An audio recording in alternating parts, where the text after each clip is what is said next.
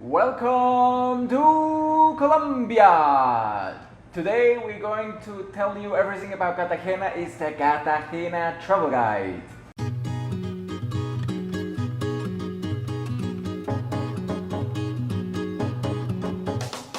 We are hosted by the Coffee Union in La Candelaria in Bogota, a very nice little coffee shop right on the Calle 10, the new street which is actually car-free and just for pedestrians.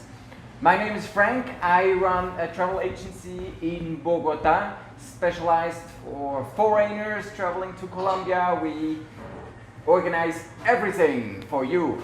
This is Sebastian. He's a professional guide, he's a historian, he's a womanizer, he has so many talents.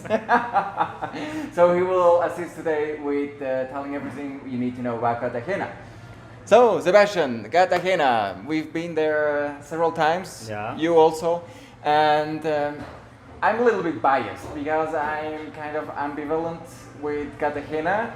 On one side, I think it's a very cool city, on the other side, I don't like it so much. But for the cultural interested people who want to dive into history and all this kind of stuff, I think Cartagena is a good place. So It's a great place, actually. Yeah, Cartagena has a lot of history. Actually, it was one of the most important cities during the colonial times.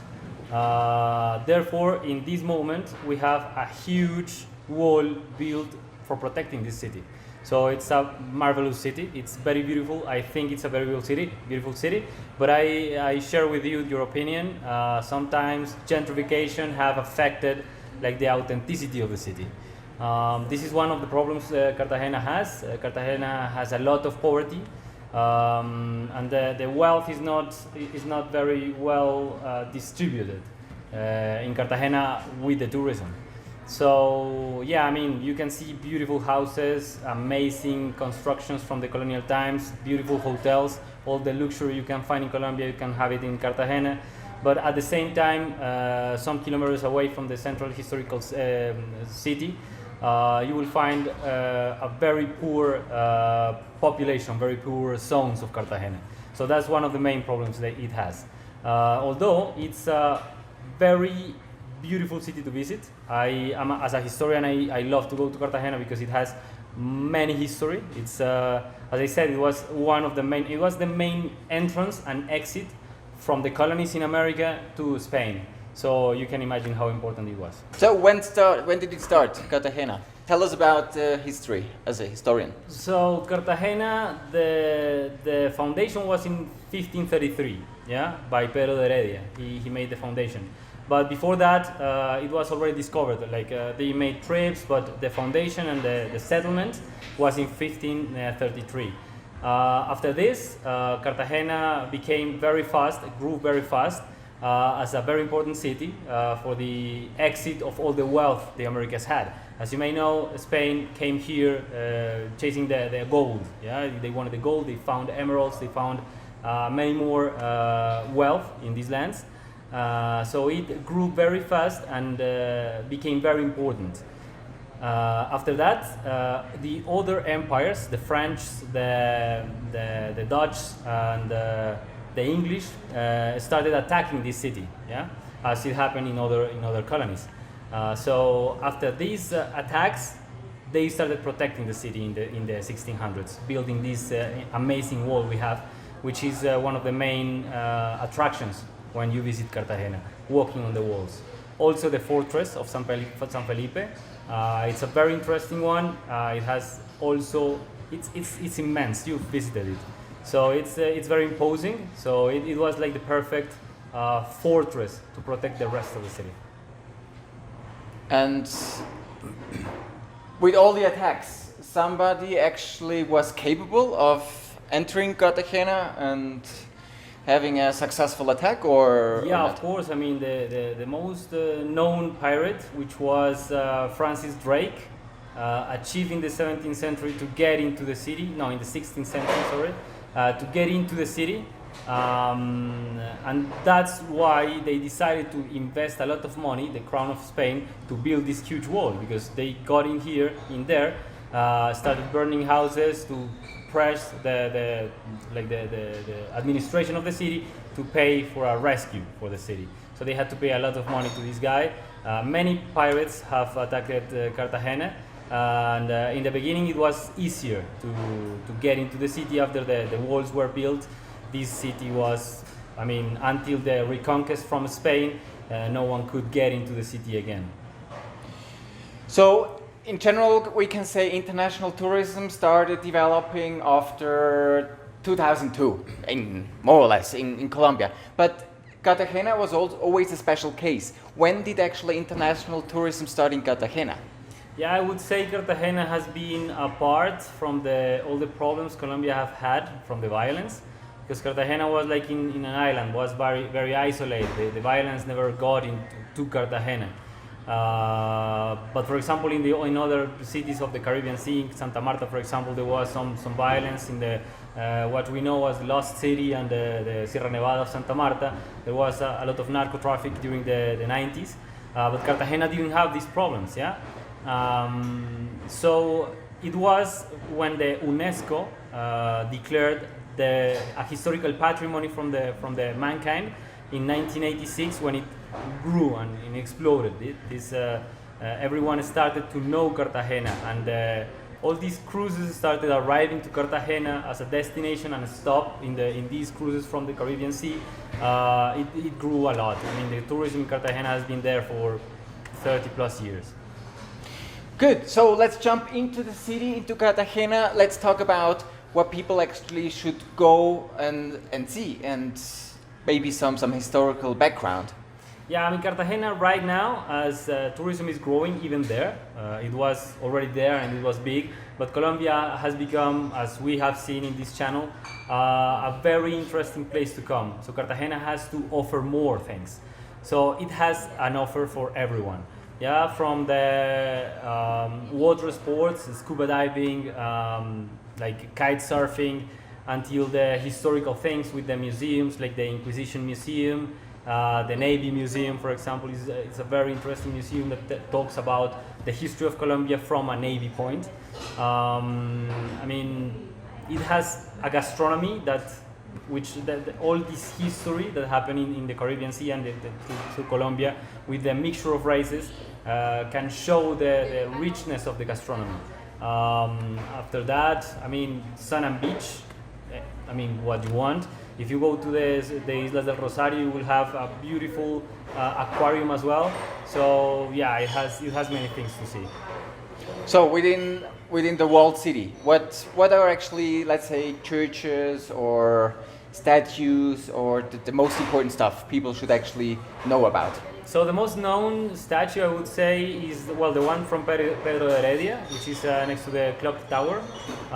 It's from the founder of the city, so if you go to a tour, they will talk a bit more about the history of the foundation, which indigenous people were there when Pedro de Heredia arrived.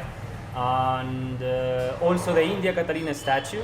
The India Catalina was a character from the history of Colombia, or Cartagena, which helped the Spaniards to communicate with indigenous people and to pacificar, to pacify them. Yeah. So this is also a very important statue. There is, I mean, churches. The Cathedral of Cartagena is very photogenic. is very beautiful in the nights, especially. Is amazing. So the church of San Pedro Claver is also next to the wall, and it has a history around San Pedro Claver, which defended the lives against the monarchy or the politics the crown had. I mean, churches are many in the historical center, and the buildings in there are also anywhere you go are beautiful houses. And this shows all the richness of the city. Yeah, here in Bogota you have also a historical center, a colonial center, but most of the houses are one-floor houses. In Cartagena you can find 2 floors, which in the colonial times was a lot of money. Yeah, if you wanted to build a house like that.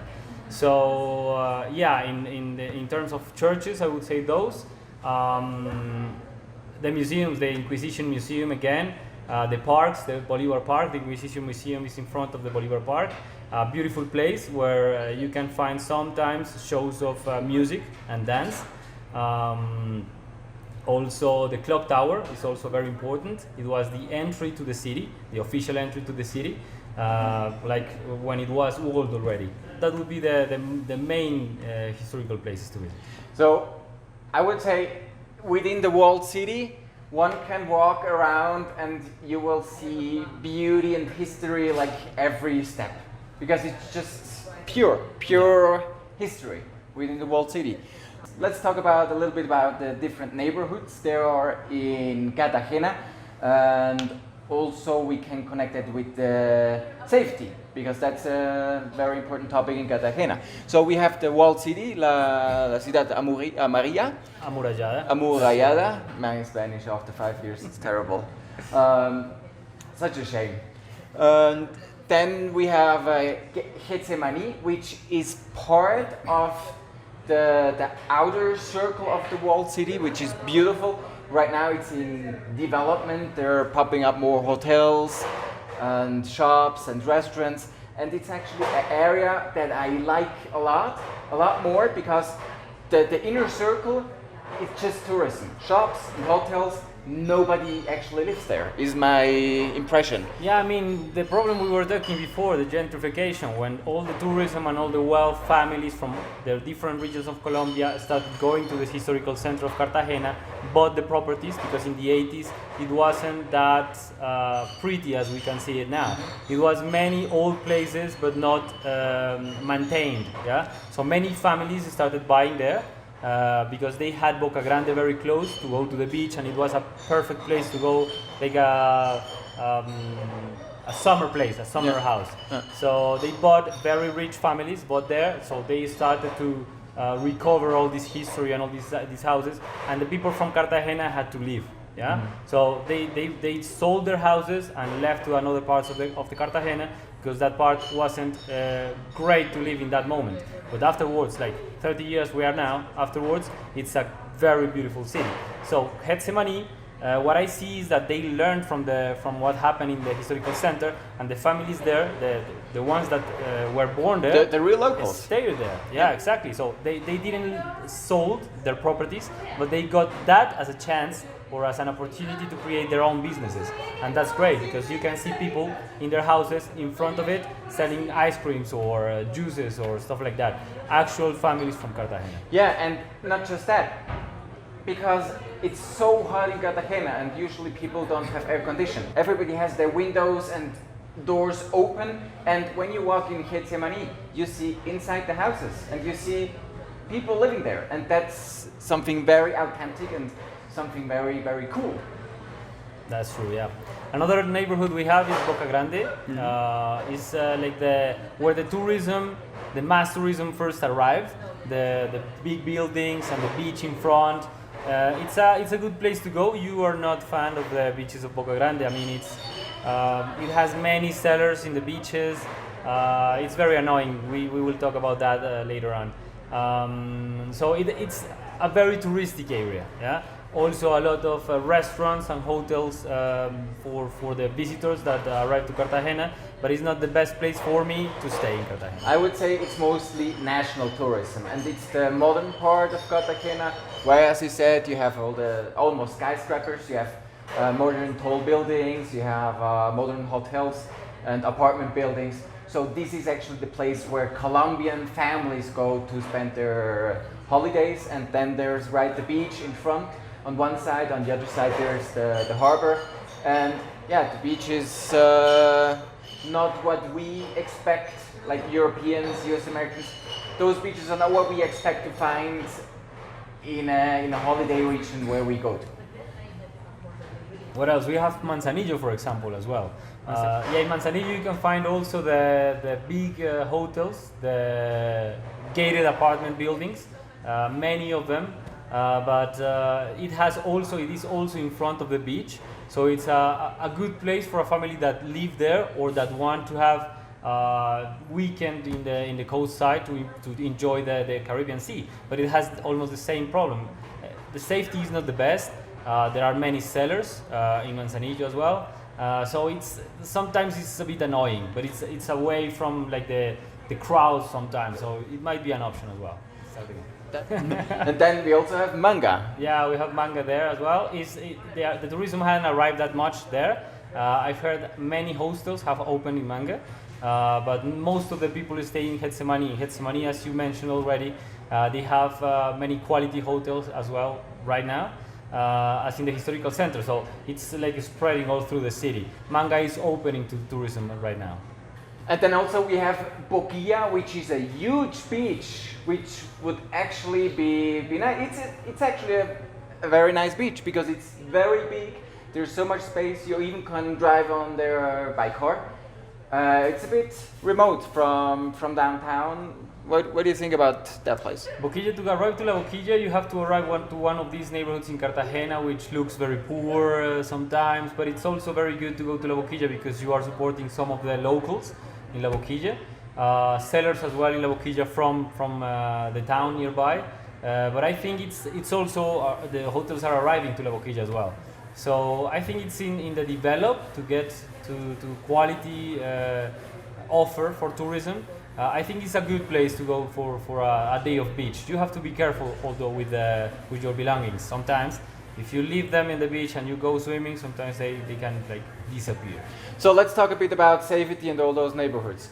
Usually within the historic part, Getsemani and the real historic center, Boca Grande, safety is good, there's enough police, and what happens is many people, they try to make a business, they try to make a living, so when you look as me, as a foreigner, blue eyes and tall, every 5 meters they come and they want to sell you something or whatever. So it's not, sometimes it's not pleasant to walk around in the historic part because everybody wants something.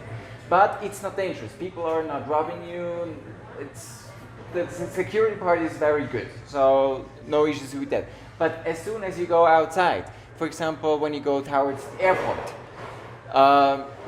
I cannot recommend foreigners to walk around the airport because in this area are reported many thefts and robberies, and it's very close to the actually tourist center. And also when we talk about Manga, this is also going into different zones, and the thing is in Cartagena you have the real tourist spots, but when you leave those zones then you really have to be careful because in terms of criminal activities, Cartagena is not an easy place to go. Yeah, as I said at the beginning, I mean, there is a lot of poverty there, so it's like a nest of all this criminality. And all the wealthy in the other part of the cities. I mean, it's like this unbalanced. And it's scientifically proven. Not poverty is responsible for criminal activity.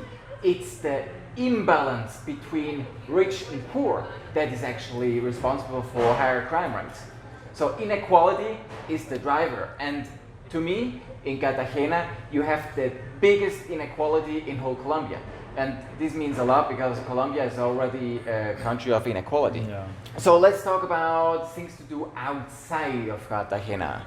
We have a little further away towards to Barranquilla. There's a mud volcano. Have you been? I haven't been there, but my family has and talked about it. It's quite an experience. It's going to a volcano which is the mud is actually bubbling. So it's quite healthy, they say, for the skin. I have no idea about the properties or anything like that. It looks fun. Next time I go to Cartagena, I want to go there. So it's very close. I think it's like half an hour, 40 minutes from Cartagena by car. And yeah, it's quite an experience. Okay. Then also for people who like to do some sports, you can kite surf. Not all year round, but during some months there is enough wind in Boquilla. Mm-hmm. And also you can play golf. We actually can offer you that. There are two golf courses. One is also Caribana, is a TPC golf course. It's very good, very nice. Also has a hotel on site. And what else can people do outside of Cartagena? Well, we can talk about Baru, for example. Baru is a place, it's a town close by to Cartagena. It's supposed to be an island, but now it's connected to Cartagena. In there, I mean, there are the mangroves, for example. The mangroves are like one of the most known natural environments that Cartagena has, like in the Caribbean. It has many birds and many animals to go and look there. So in Baru is also located one of the best hotels we have to offer, like the company, which is called the Hotel Las Islas in Baru. It's amazing. It's by cabins. Every cabin has its own private pool, so it's very amazing. Other than Baru, you can go to the Rosario Islands. The Rosario Islands are many islands which are very close by, and they offer scuba diving, for example. You can go scuba diving, look at all this ocean life, and also the aquarium in the Rosario Islands. It's something very national tourism goes there. I don't know how impressive it would be for foreigners, but I think it's very cool to go there. Yeah, I think one of the greatest plans you can actually do when you in Cartagena, you can rent the boat for one day and you head out to Rosario Islands. It's a 45-minute ride. And then when you have your boat, you have your beer and the cooler, and you also can do some party. This is great because when you have your own boat, you just can go to one of the beaches, and if you don't like it anymore, you go to the next beach and you do whatever you want. You cruise around, and that's awesome. And there are also organized trips by boat, but then you have the same issue as always, the mass tourism. Then they load you on the boat and drive you somewhere, and they try to sell you some stuff. It's cheap, but you know, you get what you pay for. So Rosario Islands, it's a great plan for a one-day trip. I recommend that highly. And there's also a bird sanctuary on Baru. There is a sanctuary, very important sanctuary in Cartagena. It's in Baru. It's the Aviario Nacional de Colombia. It has many species of birds. It shows all the diversity we have from birds in Colombia. Colombia is the second most biodiverse country in the world, so you can go and see that through the birds.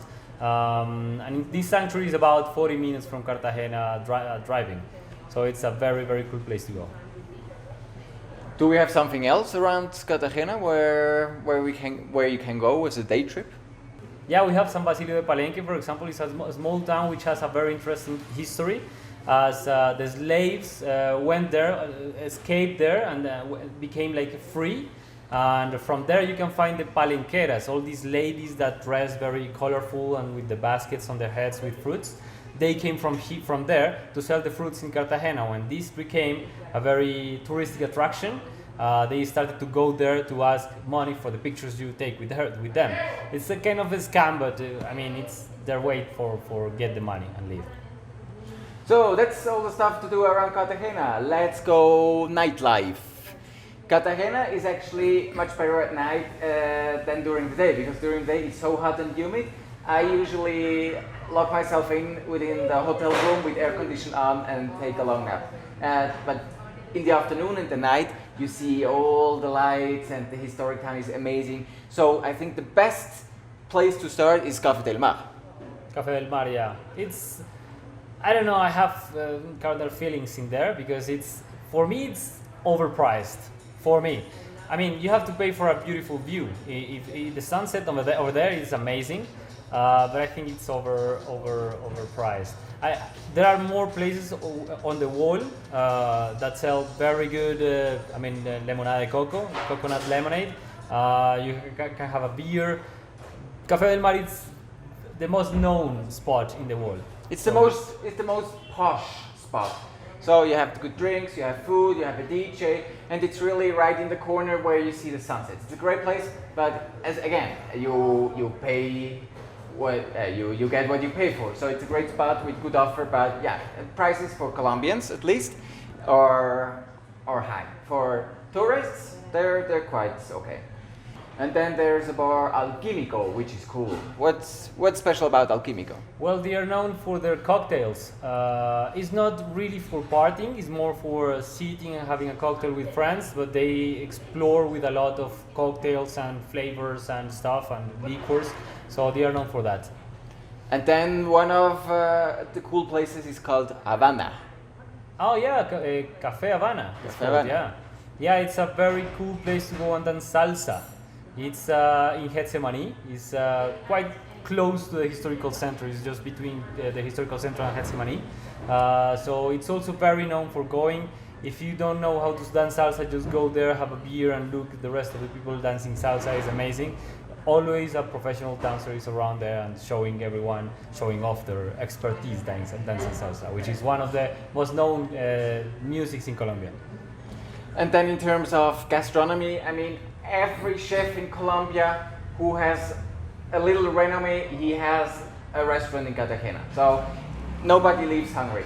So anyway, there are many bars and restaurants and clubs going dancing. If you want to go out, you can party the whole night. Hotels. We talked about hotels a little bit. Cartagena is full with boutique hotels within the historic park.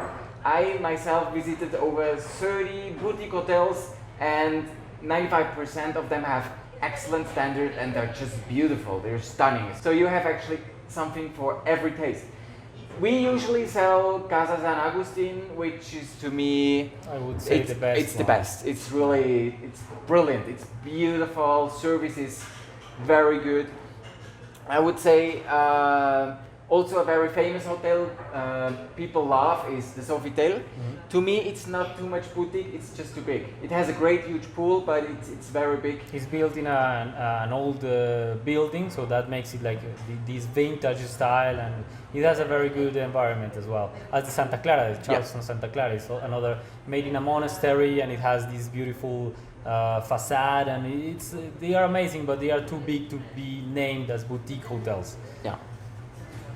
And there are many. So we have a blog about that where we describe many hotels. Then you have outside of the historic part, you have, for example, the Hyatt, which is very new. It opened like 18 months ago, and it's huge. It's a huge tower, and it has like 3 terraces with pools, and you oversee the whole city. That's also a great option for people who are not too much into historic stuff, but want to have something modern or more business-like. And Cartagena is so touristically, in terms of hotels, you will find something. Just look around, and I'm sure you'll find something. Then, in also a specialty about Cartagena, we have scams, because some locals, they specialized on scamming foreigners, because you have cruise loads of people flowing into the city. And so, what's the most common scams people have to be aware of? Well, the one that people talks the most about is the one that a guy that sells oysters approach to you and try to sell you an oyster. You say no thank you, and they say, yeah, this is a free sample, and then you take 2-3 free samples, and then they charge you 70,000. If you don't want to pay that, they get a bit aggressive, and with 7 more people in the back of them. So that's, I would say, one of the most known scams that happen in Cartagena. So remember, there is no such thing as a free lunch. Be careful. Everything that is offered as being free, it's actually not free, but more of a risk. That the oysters and the massage things. Yeah. When these people, these beautiful ladies approach to you and say, yeah, we will give you a sample of a massage, and then with the head, with the feet, it won't be free.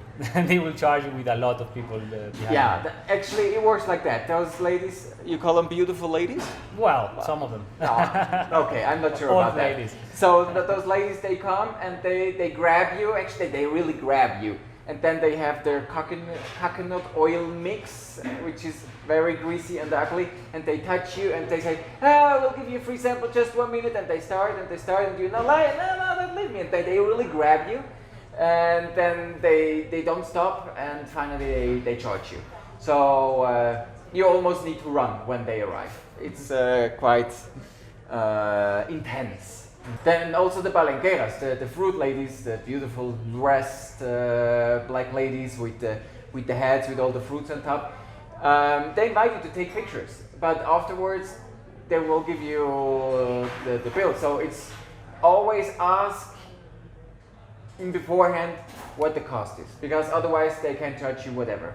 And sometimes they really overcharge you. That's another of the problems in Cartagena. If you go to the beach and you ask for a beer, they approach to you and they say, I bring you a beer, and you don't ask how much this is, they can scam you. I mean, there have been history of people like the past months where they charge 50,000, 40,000 for a beer, and that's I mean illogical. That's very, very overcharged. You have to pay for a service, and we agree on that. But sometimes it's just ridiculous the price they charge.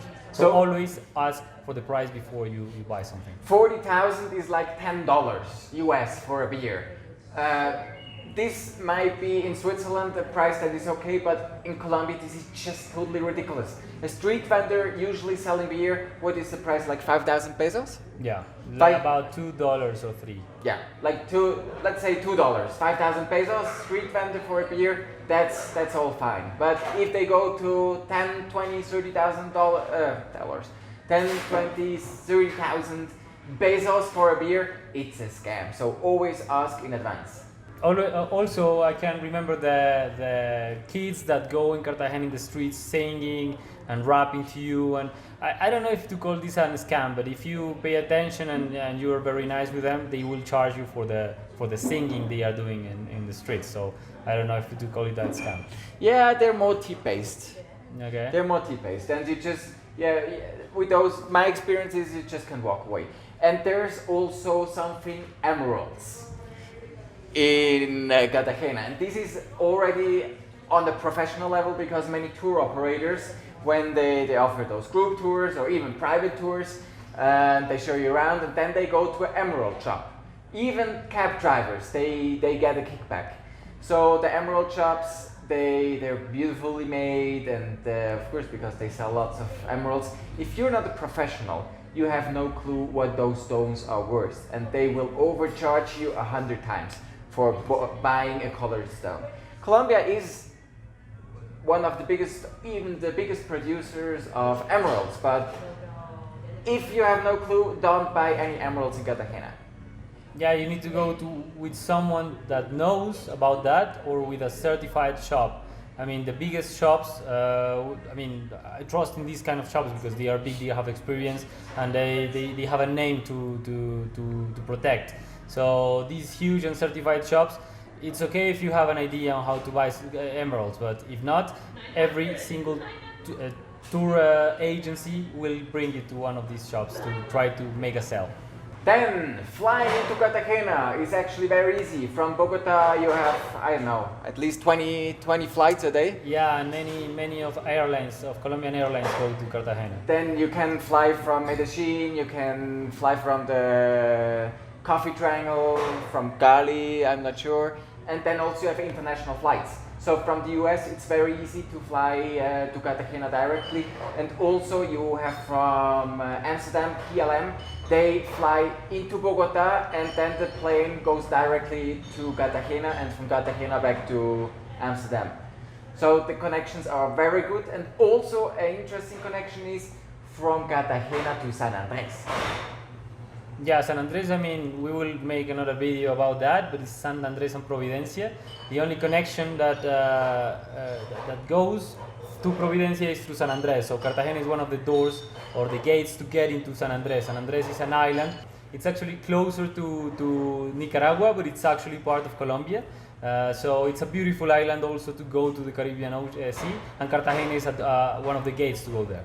If you want to take the bus from Bogota to Cartagena, you also can do that, but be aware it will take you between 20 and 25 hours. Yeah, sometimes in Colombia the connectivity has to be by plane, yeah? To save time, even sometimes it's cheaper to go by plane than by bus, because all the mountain ranges we have to cross to get to the coast side, I mean, you have to calculate very good your routes and your stops if you want to make it worth it. If you want to find more detailed information about Cartagena, you will find the whole written traveler guide on our homepage. The link is down in the description. If you like our videos, don't forget to subscribe, hit the button and the bell, and also give us a like. If you have questions or comments, whatever, write it down below. And I hope to see you soon again here on our channel, or even better, here in Colombia. See you soon. All the best wishes from sunny Bogota. See you next time. Here's Colombiafrank. Bye bye.